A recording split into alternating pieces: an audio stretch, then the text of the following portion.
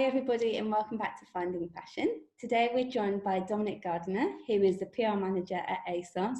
Thanks so much for joining us. I've been waiting forever to get you on. Thank you for having me. I'm excited to be here. Great, thanks so much. So can you tell us a bit about you and your job that pretty much all of my students want? So I'm Dominique. I work at Asos. I'm the PR manager there for the UK. Day to day, I look after press, influencers, my assistants. I'm part of a larger team, so I work alongside the international PR team as well. So there's loads of us in the team. We get the job done. There's loads to do. We cover all markets globally. So yeah, no day is really the same. Even though I'm working at home at the moment, every day is sort of different, just depending on different projects or different talent we're working on. We might be working on a style edit with somebody. We might be trying to get coverage for Black Friday. So there's loads of different things going on all the time, which is good. And I'm also from Birmingham, so some of you might hear a bit of an accent, depending on what different words I say, that creeps in. But I'm from Birmingham. I'm very proud of that. So I'm a Brummie. I've been in London for 12 years and I moved to London to start my PR career. Cool. And you graduated from a degree in broadcast media and media writing from the University of Derby. How did the degree that you do and the subjects that you studied kind of set you up for a career in the fashion industry? Well, when I was at university a long time ago, there weren't any courses where you could do PR, or it wasn't a thing then, or I don't feel like it was a thing. Initially, I wanted to be a TV presenter. I wanted to go into broadcasting. Changed my mind. Changed my mind more than halfway through my course, but luckily I was saved by a module which was PR and event management, and I thought, oh, this could be interesting. And we had to do an event for a magazine at the time, and I remember my lecturer was like, you should consider going into this, you've got really good ideas. And I think that's where I sort of decided, maybe there's something in this, maybe this is something I could do.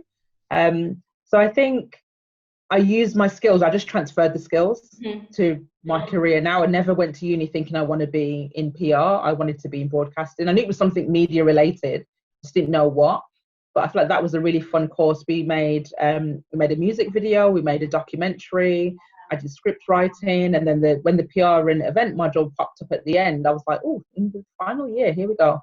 But yes, I think it's just transferring your skills. You can't always know what you want to do straight away.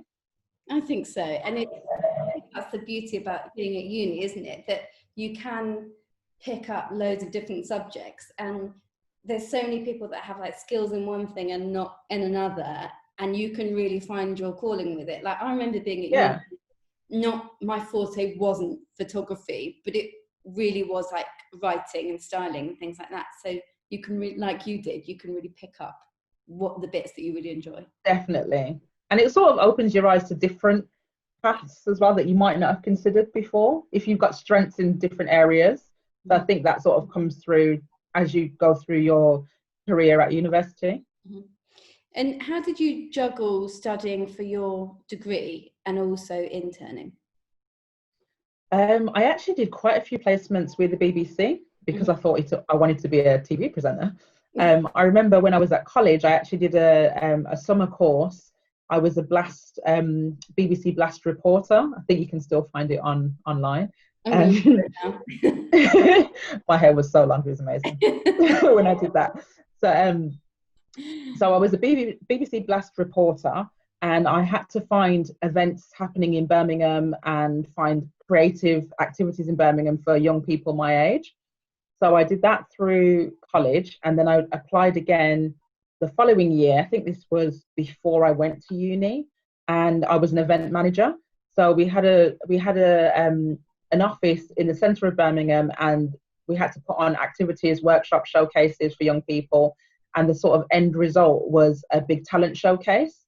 So I thought, oh, I'm actually quite good at organising things and linking people up. Like I knew people who rapped and people who sung and people who did poetry and arts and stuff like that. So I remember putting on a big showcase at the end of the summer.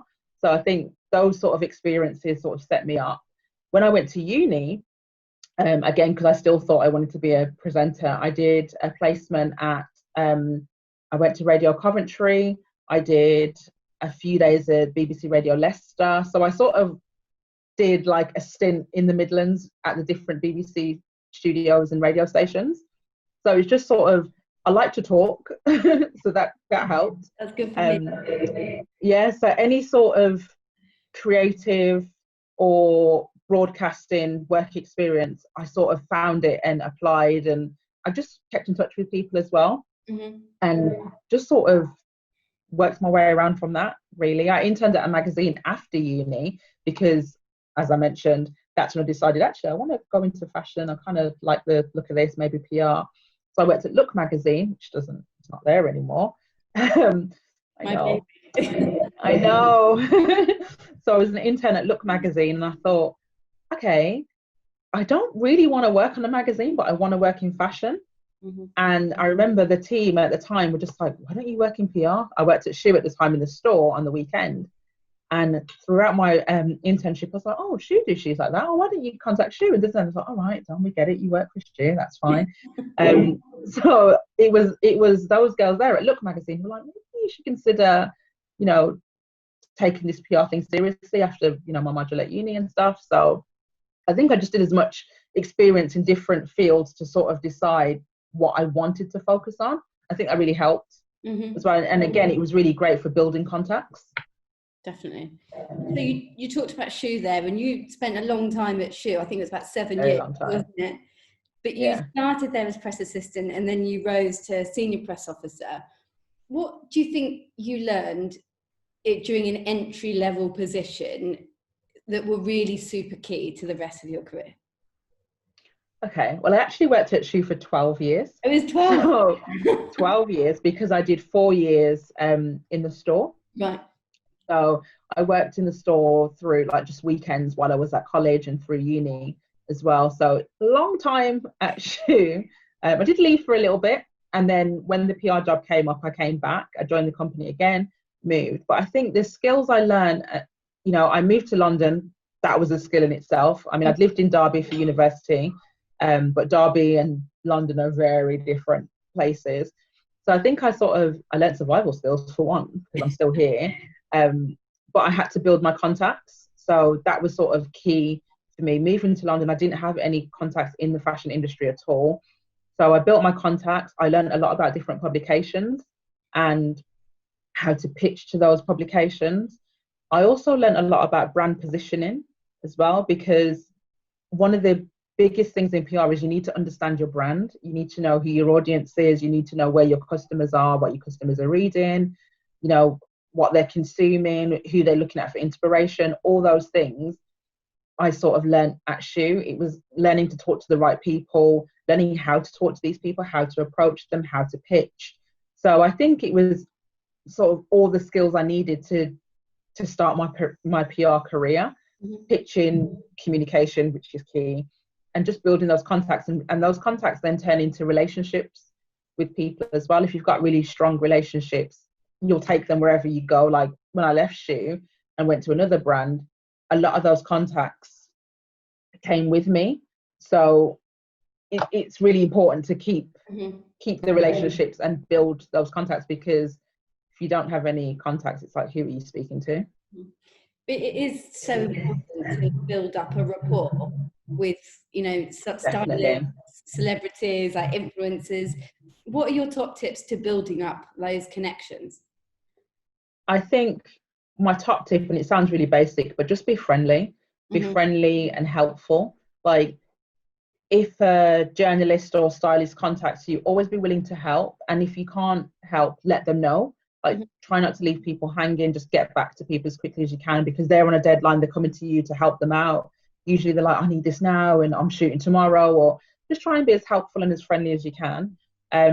Meeting up in real life, obviously before the situation and the climate, the current climate that we're in now. But meeting up with people really helps, whether you've got press events or you're going out for dinner or breakfast or just networking in real life. I think that's key. Press days were always good as well, just because you get to speak to people. They're coming for a reason. They're coming to look at, you know, your new season offering, make them feel welcome, talk them through the collection, ask them what they're working on. And another one, which people sort of, I find, overlook, social media. Always, look people up on social, see what they're doing. I never want to email someone out of the blue without something to say. So I generally look things up, and if someone's moved house, like a journalist who I'm trying to build a relationship with, I'll ask, how's the move? Or if they've been on holiday, how was your holiday? And just sort of make it a bit more personal, not in a stalker way, because I saw you had this for breakfast, that's a bit weird, like commenting on things like that. But I think use social media to learn about the people you're trying to reach. I think that's a really good one, and social media is free as well, so I think use that tool just to engage with people. Very good tip. Just to be a nice person, I think, is pretty. Be nice. Goes a long way. And another thing I'd say as well is that in this industry, everybody knows everybody. So if you're like rude or unapproachable or not helpful, that's going to spread. So I'd be conscious of that. People talk, and if they're thinking of approaching a brand and then one of their friends on the same publication even says, oh, I approached them, they weren't really helpful, that might rule you out, and they'll go to the next person who is helpful. So I think just be conscious that everybody knows everybody. People are linked more than so be conscious of that when being nice to people. It's such a small industry for a big small industry. If that makes sense. It's so weird. It's a bit intertwined. So you talked there about a really important part of your networking was press events, and you've been involved in doing loads of things like press events and launches, PR strategy, the whole shebang.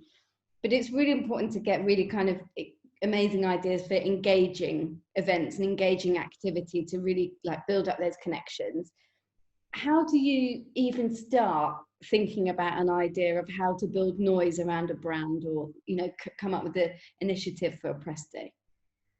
I think Shoe's a really good example. So when I worked at Shoe, we did these big, massive like production press days. I remember we had a seaside, we did a ski lodge, we did a house party, we did all these sort of like fun things. And our thinking behind that was, what does our customer do at different times of the year? So if we were presenting spring, summer, my thinking was, well, our customer might go to a festival, or our customer might do like a picnic in the park. I remember one press day, we actually created a park, and we had bikes, and we had a pond, and we literally had a pond with water and shoes sitting on lily pads in the pond. So that was a fun one. But I think it was thinking, what does our customer do at this time of year, and how can we make it big and make it impactful? And with press days, if you plan them right, you're before Corona, before all of this, you're usually competing with other brands. So there'd be quite a few press days. Again, if you've planned it right, you never really want to have a press day when it's just your brand. You kind of want to have a press day when other brands are having them, because once journalists are out and about, they'll do the press days in the morning or the afternoon or whatever. So there's a lot of competition.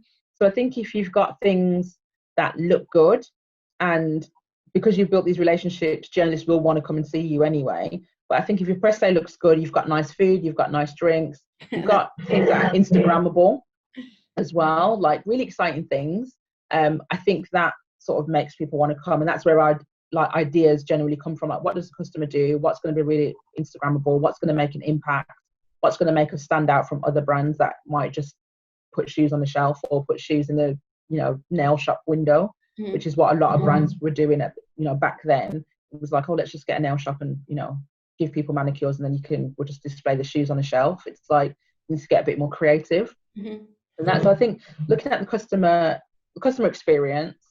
And I think with ideas, it's like, what do you think will be fun as well? Like, what fun things would you want to do? What's going to make you want to come to press day? And when I worked at Shoe, we went really far with these like whole themes, because our invites were part of the theme. It just wasn't like a piece of card. I remember when we did the festival press day, our lookbook and invite was a lanyard that you'd sort of get at a festival, and we just sort of made it all match. And when we did the ski lodge, the invite was like your ski pass if you were going skiing. I had snow in my house for months after that press day, because we had fake snow. It's crazy. But I think just sort of looking at what your customer likes, what your customer's going to engage with, and just fun things. Like if you're going to do an event, why would anybody want to come? What's the selling point? Have you got nice caterers? Have you got a nice sponsor? Will they have a goodie bag? These are all the things that I think are appealing to people. If there's two brands that are similar, why journalists or influencers going to want to come to your press day over your competition that might be over the other side of the city? Do you take inspiration from anywhere, like social media or runway shows, that sort of thing, when you're coming up with concepts for events? I think definitely social media, the fashion teams, design teams. You take inspiration from everywhere, really, just to sort of think what's current, what's fun, what's now. I did an event for Asos. I did a summer party, which was a carnival. And again, I thought, okay, what are Asos? We call them Asos staff. And so I thought, what do Asos do in the summer? And I thought, well, in London, we go to Carnival, right? We do Notting Hill Carnival. And I thought that would be something good to do, for the culture, and it's summer vibes, and it's that sort of thing, like recreating those moments that people relate to. So I think that's sort of one of those things that gives me inspiration. What do people like to do? What do I like to do? What sort of like London centric maybe, for the ASOS staff anyway, because it was the London team's party. So yeah, just draw inspiration from everything around you, really. Definitely. Culture, fashion, social media, design in your company, like those sort of things. Mm-hmm. And Asos is such an inspiring place to work. Like, I've worked there in the studios there before, and there's such a buzz when you work there. What is like key to working your way up in such a well-respected company? I think it's be nice. It's my favorite thing. Just be nice to people. I think be nice to people, work hard, because it takes a lot of hard work. You can't just be nice and then not do any work. Like you need to work your way up and work really hard. I think understanding the brand as well. Like I've been a customer at Asos for longer than I'd care to share. Spent a lot of money at Asos before I joined the business. Oh my God. So I think if you understand the brand DNA and what the brand stands for, who their customer is, and if you like the brand, it makes a difference as well. Like I love ASOS. I love working there. I love the clothes. I'm a customer. I'm not the target customer, but I'm a customer. Mm-hmm. But I kind of feel like that helps me in my day-to-day because I get it. Mm-hmm. I get what ASOS stand for. And I think also a thing that was key for me when I first started at ASOS, I was in the event team, but I think I made a lot of friends internally. I made a lot of connections internally, and just letting people know who you are. And it's quite difficult in a company the size of ASOS, because when I joined the business, in the London office alone, there were 2,500 people. So it's like, how do you stand out in a role like that? But I think in a company like that, but I think given my role in the event team, I was doing events for the staff. So I think I was able to stand out, and I was able to ask people, well, what do you think of this? Bounce ideas across. Do you think this is a good idea? I'm thinking of doing something like this. Would you like that? And, I had to speak to people. I had to understand who ASOS were and what they wanted. So I think I'd say work hard, make friends internally, understand the brand, and come up with ideas as well. Have something to say. Yeah. So when people do recognise you, you've actually got something to say. Good tips. And how do you keep up? Because obviously ASOS, they've got new products launching online every single day. And it's your job to kind of cherry pick those pieces and those key stories which are going to be the most talked about. So how do you keep up with and find those like key things to talk about? Well, we have a lot of meetings, like cross-functional meetings. Different teams meet, and if a team's working on like the design team, the retail team, and that retail covers like design, buying, merchandising. If those teams have got a product that's landing or something they're excited about. We recently launched a circular fashion collection, which is like our sort of sustainable, there's lots of sustainable elements to that collection. So I think sort of you speak to a lot of people across the business, they're sharing things that are coming up, and then they want you to shout about it and to tell people about it. So we're sort of, the PR team are the voice we're telling people this is what's happening, this is what's coming up. And it's not just PR alone. We work quite closely with the social team as well. So I think it's a collaboration of things. Like, we know what's coming up because the retail team share it. In terms of keeping up to speed with things launching online, again, you work closely with the design team, you work with social media. We also look at things on TikTok and Netflix and Instagram, and, you know, are there new programs launching that might, you know, that might start a trend? For example, Emily in Paris, when that launched on Netflix, you know, we saw an increase in sales on bucket hats. It's things like that that we sort of catch on to those things. But it's sometimes things in the weirdest places. You'd be like, really, Emily in Paris, people bought bucket hats? They did. So, you know, I think it's just sort of making sure you're speaking to all the different departments that are relevant to what you're doing, and when they've got stories, listen. So making sure that they know who you are so that they can come to you with the stories and you can sort of push it out there. So is it that, because obviously communication is so key to be able to get those key assets from all the different teams, you said you have meetings. Do they happen like every day, every week? Like, what's the process like? I want to know the inside track. Okay, so between you and me and everybody else in the room, we have a retail priorities meeting monthly, and that meeting generally highlights what's coming in for the next month. So because we work so close, because we're an online retailer, we work so close to things dropping online, unless it's a big project where it's like months in advance, we sort of know what's coming. That meeting outlines what we need to be talking about for the next month. And in that meeting is like the PR team, the social team, the rest of the wider marketing function. So we all know what's coming up, and then we decide, okay, this is key, this is a priority for the business, this is what we need to talk about. So I think just making sure we're all aligned there. And again, it's like, if you work on something and you show the results to this within these teams and these meetings, they're going to be more confident with telling you this is what's coming up. Can you make some noise about it? Can you, you know, sometimes the buying team might say, we've got these amazing jumpers, they sold out last time, can you push them this time? Sometimes we don't need to push things because they come in and they go. For example, on menswear, we've got this jumper, which is like sky blue, and it's got white clouds on it, and every time it comes in, it sells out so quickly.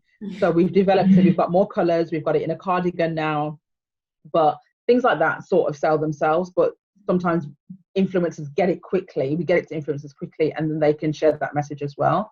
So I think it's like being quick, showing the results, and just sort of being friendly with those teams and being efficient. If they know that you can, if you've shared this and that's generated sales, they're going to come to you again, they're going to share things with you again. So I think it's like working with people. So that secret meeting that I just told you about, that happens every month. And then you got the skip. And then we have cross-functional meetings where loads of departments are working on one launch or product or range. So those happen weekly. So, for example, I'm part of the Fashion with Integrity cross-functional meetings. So that happens every week. So we look at things, we talk about things, everything from, you know, what we're doing with our packaging, things like Clean Air Day, what are we going to do for that? I think most recently what we've been working on, we've had the rare edit on Asos Marketplace, which is some really cool designer brands. Like, how are we going to talk about that? And it's like all channels will be in that meeting. So the corporate comms team, me from the consumer comms team, the social team, the team who write copy for the website and do like the style feed posts. It's like everyone who would be putting these messages out on different channels, everybody's in these meetings. And then, you know, you have a representative from each department for different categories, for example. So I'm in the Fashion with Integrity, another PR manager is in the sportswear cross-functional meeting, and another one's in the marketplace cross-functional meeting. So there's loads of different meetings, but lots of people in the team get involved. So it's not just, I don't do everything, it's like spread out.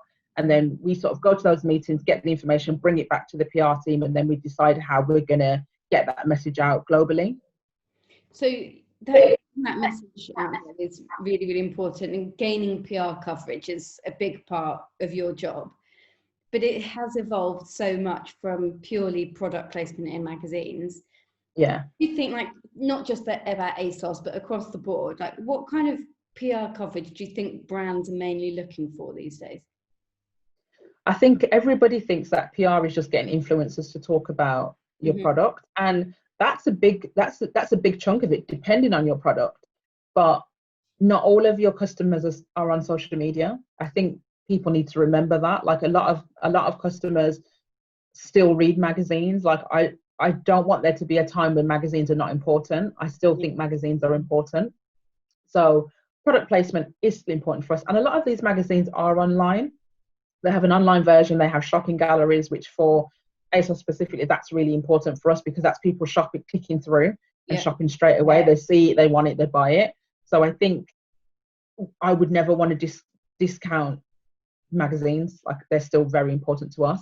But magazines are important, print and online, and influencers using Instagram and TikTok, that's important as well. So I think brands need to be like 360. You need to be everywhere.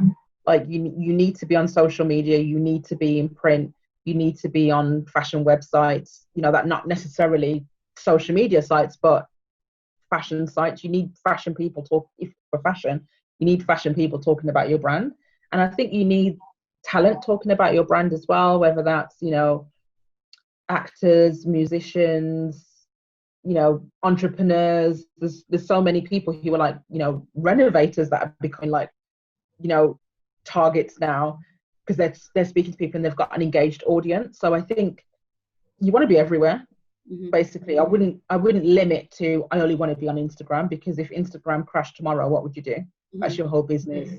Your whole PR strategy is gone because you're only on one platform. So I think using as many platforms as appropriate, because not every platform is going to be appropriate.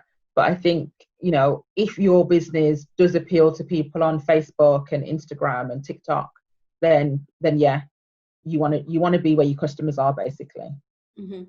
And you spoke earlier about Emily in Paris. I'm amazed that there's been so many more searches about bucket hats.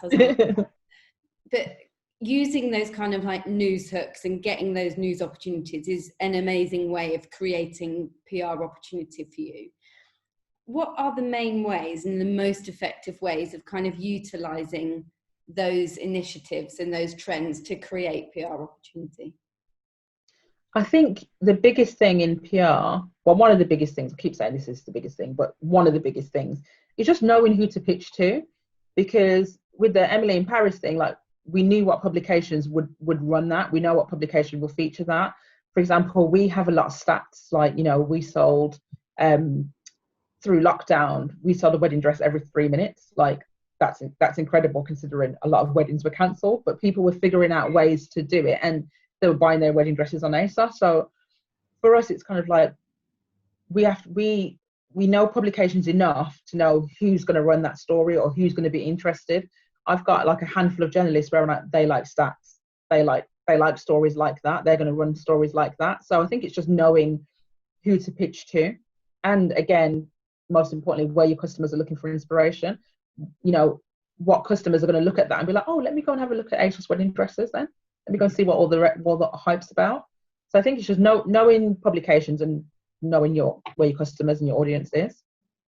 And it's not just about product on the ASOS website, but they also have so many different initiatives throughout the company, like Style Match, which is basically, from my understanding, like Shazam, but for clothes, and they can find you like similar items. It is amazing. Like that is a game changer for me. Yeah.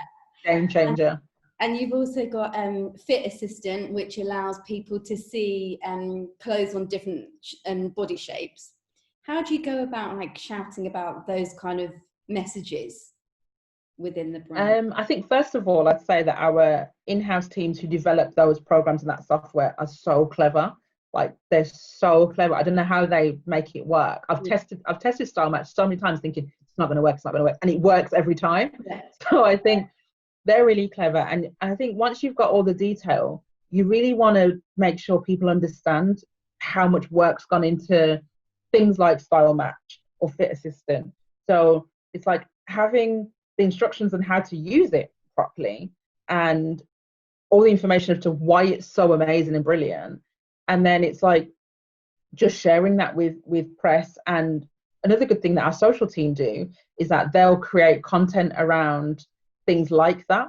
So we've got the press angle where we'll send a press release and, you know, we'll send like images of this is how it works, blah, blah, blah. But I think having the social team to back that up with content they create. So we're speaking to journalists about it, and that will be like, depending on what it is, but that'll be the corporate team and the consumer team where I sit. So we're talking to the journalists, and then we've got the social team who are speaking directly to our customers when they're creating content, basically showing you how to use these new things, but in a fun way. So I think it's sort of taking the information, making it clear, and in bite-sized sort of tips or a bite-sized instructions of this is how it works, and making it fun. But as long as it's in the Asos tone of voice, it's going to be quite fun and engaging anyway. I think that's the most important thing, isn't it? Is really getting across to your customers that it is fun, because that's what it's supposed to be. Like, shopping for clothes is fun, and you've got to put that into all of the initiatives that you run as a company. Definitely. So recently you've been involved with Women After Greatness, which, you know, empowers young women and it mentors them through their careers. Why do you think it's important for you to be supporting rising talent? I think for me, when I started my career 12 years ago, I didn't have anybody. I didn't have anyone to sort of say, this is what you should be doing. Outside of like my, outside of the company I worked for, I didn't really have anybody to sort of guide me or say, oh, you know, when I worked here, or I know this person here, or this is a good contact for you, or this is a good link for you. So I think now that I've been in the industry so long, it's really important for me to give back, because I wish I had somebody who sort of, now looking back, I wish I had someone who had the contacts that I've got now. I wish I had them then. And just sort of somebody, I like to be somebody who helps as well. Like with the girls young women, that I mentor, I look at their CVs, they tell me about job things, like, oh, I want to apply for this job, what do you think? And, you know, I'll send email of recommendation as well. I think that goes a long way in this industry, because the competition is fierce. So if you've got someone who can, you know, give you an intro or send you a link, or, you know, if I see things, I mentor a young woman who's a photographer and producer, and although I'm not a photographer, I'm always sending her things like, oh, look at this. And, you know, she sent me something yesterday. It was for a really, really nice brand. And she's like, oh, Dom, I shot the video for this. And, you know, because you sent me the link, I would have never have seen it otherwise. And I think just being able to do that, just being able to help other people, that's really important to me anyway. Like, I always want to be able to help and give back. But I think, you know, it is good to have somebody in the industry who knows, you know, maybe you don't want to do that because that's taking advantage of you. You shouldn't really, you know, do that. Maybe look at that, and someone who can advise you on things, because things happen in the workplace sometimes, and you might think, that's a bit weird, and you might just go along with it. But if you've got a sounding board to be like, oh, this happened, what do you think of that? You know, someone who's a bit older, or, you know, got a bit more experience and has worked in the industry, worked their way up. I started out interning, so I get it. So I think having that support network is really important. And I think just, you know, having somebody to look after you, look out for you, and guide you, because sometimes you come out of uni and it's like, now what? You know, it's all like, right, get a job, and it's like, well, how? You know, how do you beat off that competition? If you know someone who can drop an email to somebody for you and say, oh, I've worked with that person, or I'm mentoring this person, or they'd be really good at this, or, you know, just someone to sometimes speak on your behalf when you're starting out really helps. Although I didn't have any mentors when I first started out, I now have like friends who are mentors who guide and look after me. And, you know, even at my age, I need looking after as well. I need guidance. Yeah. So I've got quite a few women in the industry who look out for me, and who are my sounding boards, who I can say, oh, you know, I'm thinking of going for this, what do you think? Or, you know, who can let me know when things are happening and link me up with things. So I think, you know, I like to be the plug. I like to help people get ahead and share opportunities, and it might not work for me, or it might not be good for me, but I know somebody who it could be great for. So I think that's really important to me, just helping other people get ahead and get a foot in the door. I think that's really amazing advice to give, because ultimately, like, when you're at uni, you have all of the benefit of a lecturer giving me that advice that whole time. And I remember when I left uni thinking, what do I do now? Now what? And who do I ask? And I was quite lucky in that I found somebody who I was able to sound ideas off of. But there's this perception there that when you get your first job, you know everything, and then that's it. But that's not the case at all. You actually do need somebody. Everybody needs a mentor throughout their career, which is amazing. Definitely. Doing it. You're a good person to know. You should be a lecturer. I mean, maybe in another life. You wouldn't know what you're letting yourself in for. So you were heavily involved in Black History Month at Asos, and which is obviously all about amplifying black voices and diversity and inclusivity. How have you seen the industry change and create more equal opportunities throughout your career? I think this one's a difficult one because, obviously I'm a Black woman, and I have found it harder than other people in the industry. Like, I've been to interviews where maybe some of my white friends might have said, oh, Dom's really good for this, or, recommended me. And I've gone to the interview and they come out, you're sitting in the waiting room, and this has happened to me on more than one occasion. And the person doing the interview doesn't look like me, but has come out, called my name. By my name, you wouldn't really know, you wouldn't know what to expect, I guess. Mm-hmm. And they've come out and they've called my name, and I've stood up and they've gone, oh. And it's that kind of like, oh, okay. Does it matter that I look like, do you know what I mean? It's exactly. So I think, it's important for me to be part of the conversation that stops that happening. So other people who look like me, who might be, who might not be what the interviewer looks like, who might look different to them. So it's really important that these steps are taken, these conversations are had, and we're sort of, trying to make things more equal. That's all we want, really, just things to be equal. Like, I don't want to be judged on the color of my skin, but I do want to have the same opportunities as everybody else, regardless of the color of my skin. So I think that's why it's so important to me, so that other people don't have those experiences where they get the kind of like, oh, you're the person vibe at an interview. It's just awful. It's the most awful thing. You kind of think, I don't even want to work here. I don't even want to have the interview, but you just carry on because you're already there. You're not going to get the job after that sort of greeting, but you just carry on. But I just I want that to stop. I want the sort of microaggressions, like, referring to Black women as, oh, she's so sassy, and things like that. I hate things like that. I think it's irrelevant. Like, being confident or, being passionate is not sassy or aggressive, or, I just want those sort of microaggressions and stereotypes and things to sort of go away. And I think they'll only go away once we start the education. And with more education, more understanding, people will sort of get things that you should, and I don't really like to say what you should and shouldn't say, but in this situation, it is kind of things you shouldn't really say, things that are not fair, things that can cause offense. So I think with more education, that will come. I'd say in the industry now, it's interesting to see, when recruiters are, and companies and recruiters, when they're advertising these roles, and it's kind of like, oh, we're diverse, we encourage all people to apply, whether, sexual orientation, disability, whatever. Like, there's a lot more of that. People are being more loud about, we want everybody to apply. So I think if we get to a stage where, recruiters are appealing to people of all different diverse backgrounds, I think that's a good step. I feel like we're moving in that direction. I feel like some brands are doing better than others. I feel like this summer, a lot of businesses and companies and stuff had to take a look at themselves, had to take a look internally at their structure and their makeup. It's not like, okay, we'll get rid of everybody who's white and get everybody, Black, Asian, or, different ethnic groups. It's not that.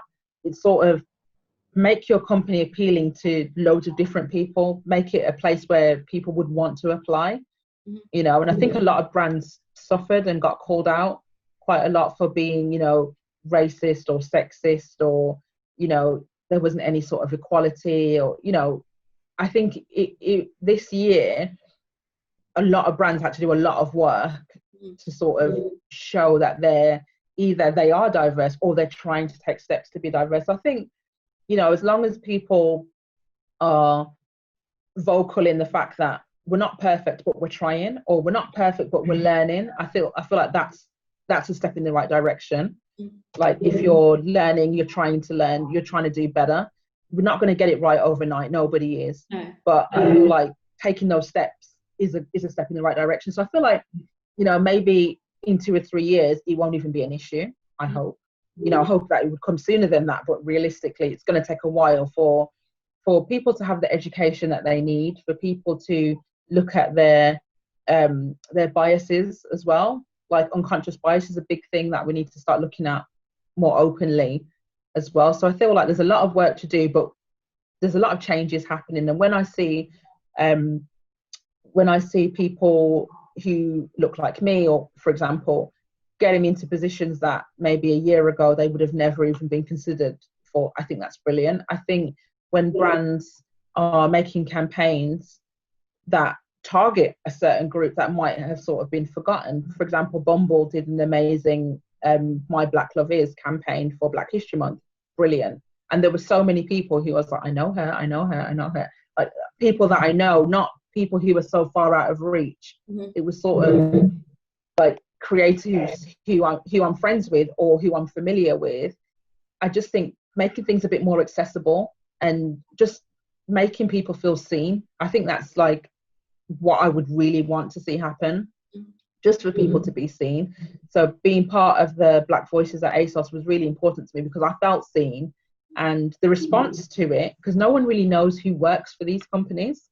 You know, you don't know who's on the inside. So for me, being able to be part of something that celebrated Black people within the company was brilliant, because people don't know who works there. And I think if you see people who look like you that work at somewhere like Asos, it might encourage you to apply for a role when it comes up. So I feel like, you know, things like that, where brands are showcasing who works here, what they do, and, you know, we are inclusive, and come and apply, and you could work here too. The people, you know, just making it inclusive and diverse, I think that's really important, and it will encourage people to apply, because I think that's what it is.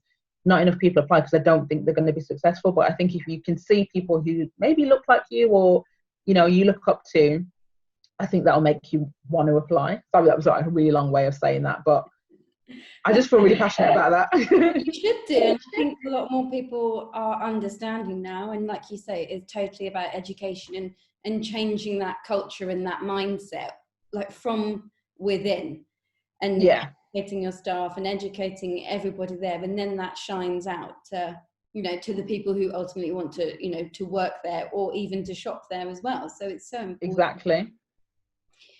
So alongside your work at Asos, when you've got some spare time, which I can't imagine is very often, you run your own Instagram account called A Style Thing, and you've been featured in loads of different magazines. I keep spotting you in like Heat and Fabric, and looking very, very glamorous. Why is it important to you to have that kind of presence in the industry? I think for me, I mean, years ago, I had a fashion and travel blog. So this is how long ago we were called bloggers then.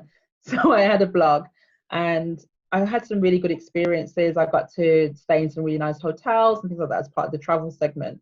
And I think I used Instagram really well then as well. So it wasn't like I didn't want to. I think it started because I didn't just want to be Dom at Shoe, which is where I was for a long time. Like Dom works at Shoe. But I think I wanted to move away from that, and I wanted to be my own person. So, you know, people would always ask me, oh, where did you get that from? Or, you know, when you went to Dubai, where did you stay? Or you went to Vegas, where did you stay? And what was that hotel like? And so I thought, you know, let me put everything in one place. So that's how the blog sort of came about. I thought, yep, this is me being myself, away from what I do, more about what I love. I mean, I love what I do, but, you know, it was like, I love fashion, I love going on holiday. So let me sort of document that and share that. You know, and then unfortunately my blog got hacked about 2 years ago, and I never went back to it. I got really busy with work. I started working at Asos, and I was just so busy, so I didn't really have time to bring it back. I mean, I might bring it back. Not, it won't be called a blog. We'll think of something else to call it, but I might bring it back. But I feel like the magazine features I've had, it's come along because of my relationships with people who work at the magazine. For example, when I was featured in Heat Style Book, the editor there, she's always nicking my pictures from Instagram and saying, "Oh, Dom, I'm going to put this in the magazine. I like the outfit." I'm like, "Okay, fine."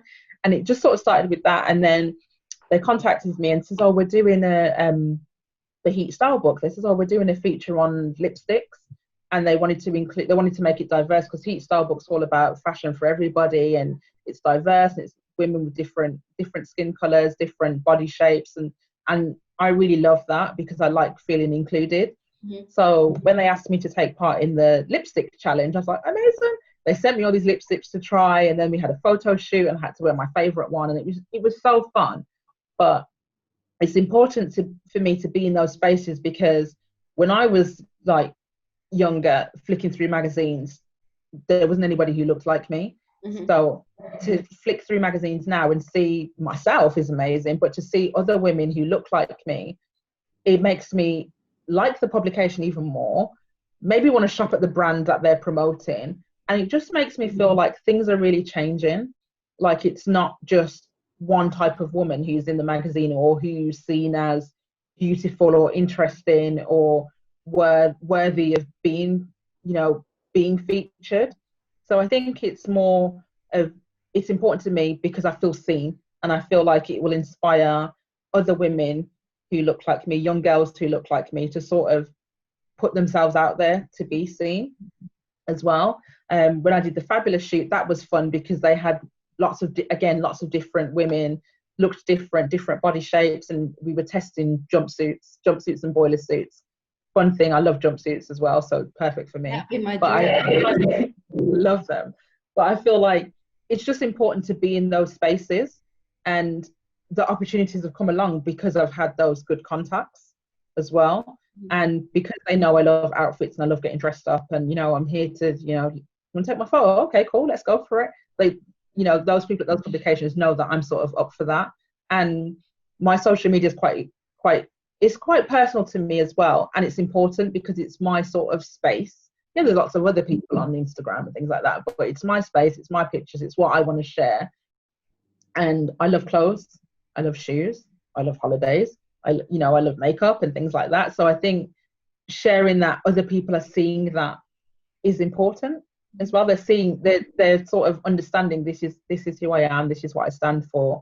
And if me being included will help things to be more diverse and inclusive, then I'm here for it. I'm never one to sort of sit and complain about things. I want to help make a difference. Mm-hmm. I think it's so much more inspiring because ultimately, you want to look at people in magazines and on social media, wherever you see imagery of people who you relate to, but are also really inspiring. And like for me, like I don't relate to a model who is like 5'10" and a size 6, because that's so not me. I'm like the opposite of that. So it's so much more inspiring to see those like things that I relate to, because like you, like I'd want to buy a magazine more if it had people like me in it. Obviously I don't want it to take away like the inspirational element. I love like high fashion shoots and things like that, but you do want to see like people like a more natural representation of what beauty is.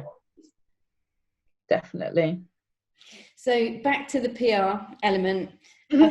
Probably 98% of my students want your job, and so that they'll be hot on your heels. What do you think are the key attributes to being a successful PR manager? I think being a good person, because I have assistants, so it's like being kind to everybody. I think that's a good trait to have. I've had managers in the past who probably haven't been the best, and then I've had other managers and leaders who've been amazing, who've been really supportive and sort of I've learned from. So I think, for being a manager, I think you need to have those personal skills of being a good person, being kind, being approachable, caring about people, especially with the year we've had. It's been really tough for people. So I think, I like to take the time within my team, ask, are you okay? How was your weekend? This happened, that happened. How are you feeling about that? And just sort of be a decent human being as well. Like, this sounds really basic, but a lot of people forget that even if you are in a management position, you still need to be nice to people. You still I care about people anyway, but I think it's being caring about your team. And if your team are happy, you'll get better results as well. And if they're supported, they'll support you a lot better as well. So I think it's just like teamwork and being kind and helpful and stuff. But in terms of like away from the sort of personal side and managing a team side, I think you definitely have to understand your brand. You've got to have great communication skills, because this is a comms role. Like, speaking to people and telling stories is what I do. I've got to make somebody want to buy a bucket hat. Even if Emily in Paris wasn't a thing, why would they want to buy a bucket hat? So I'm a salesperson as well. I'm always trying to sell things to people, sell an idea, sell a fashion trend, selling things into publication. So I think being able to tell stories, communicate really well, and work hard. Like, it's obvious you have to work hard. When I moved to London, I was a fashion assistant, and I came away from PR for a little while, for like 2 years, when I was in the event team at Asos. I sort of was like, oh, I like events, but I like people. I miss the people. I miss journalists. I miss all of that. So I think sort of, figure out what it is you want to do. Do you want to, if there's a role where it's influencer and PR manager, do you want to do both, or do you want to just do one? Some roles you might be able to merge the two. But I think sort of figure out what you want to do. And you don't really know until you get into PR if you really want to do it. But for me, I like speaking to people. I like building relationships with people. I like learning about different people and different cultures, and because those things influence things that you do as well. So I think if you want to know about people, if you're quite shy or not really a people person, shyness you can sort of move away from. You can come out, you can work on that. But if you're not really interested in people or speaking to people, I don't think it's going to work for you. Because you got to talk to people all day, like whether that's over email or over Zoom or Teams or whatever. You've got to speak to people. You've got to be able to engage with people. You've got to keep them engaged. You've got to be a good person. And one thing I think as well, like, if people like you, they'll want to work with you. They'll want to support what you're doing. So you need to be likable as well. And as we discussed earlier, everybody talks. So if you're not a nice person, it will get around that you're not a nice person, and people will be talking about you, and you don't want that. So I think, be a good person, care about people, care about the product, care about the brand. I wouldn't advise working for a brand that you don't love or don't like, because that ain't going to work, and your days are going to be long if you're not enjoying what you're talking about or what you're trying to pitch to people. So I think as long as you love the brand, you're good with people, great at communicating, great at telling stories, and just sort of keeping people engaged, I think you'll be fine. You'll succeed. Work hard, don't forget that, hard work.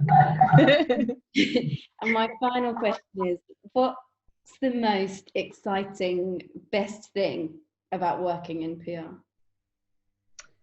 I think, that's a hard one. I think before the current climate and unprecedented times, which I hate that word now, unprecedented, because we never even said that before.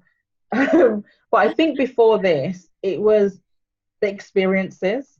So having moved from Birmingham to London, like big city, lots going on, I think the experiences, like it sounds really, like, I shouldn't really say this, but I'm going to say it anyway, but the nice restaurants I got to go to, things like that, just, the fun events you get to do, the trips you get to do. I mean, I went to Soho Farmhouse earlier this year. Luckily, we managed to fit that in before lockdown. So just the experiences make it amazing, and just the different things you get to do, the different events you get to work on.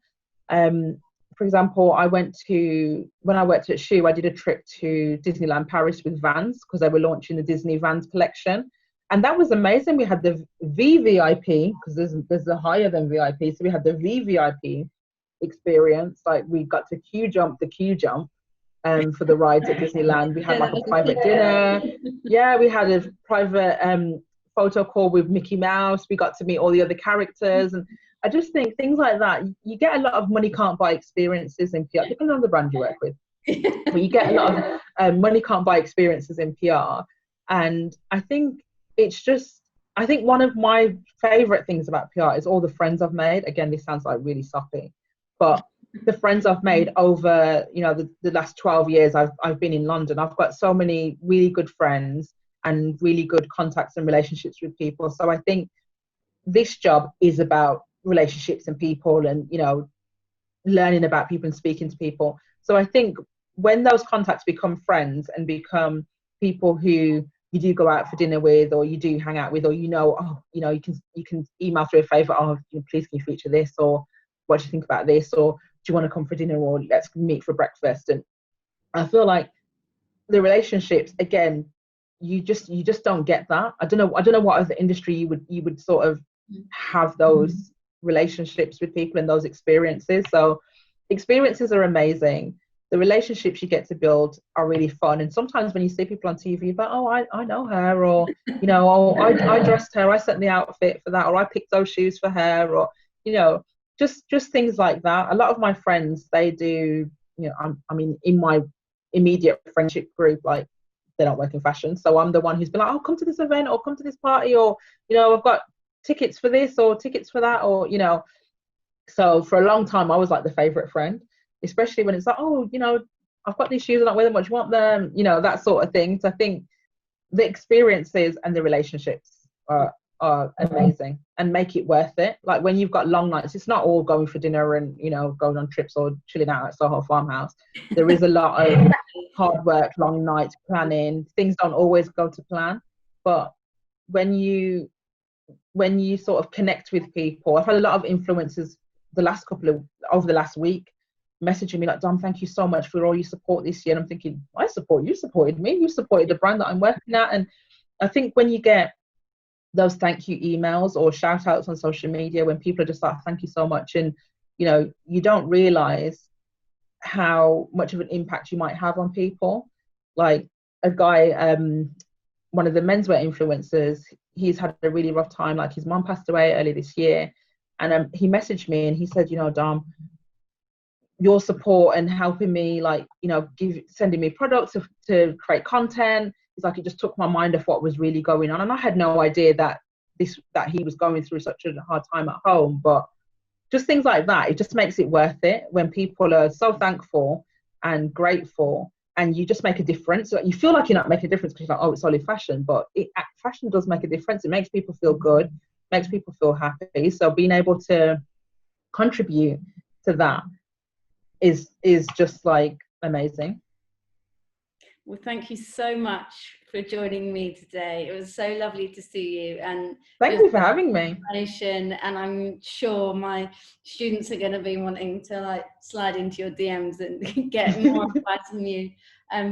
But again, thanks so much. I really appreciate it. No, thank you for having me. And for the students, good luck in your career journey. Don't give up, keep going, and just put yourselves out there. Yeah. Thank you so much, and I hope to see you soon. Thanks, Hannah. Take care. Bye.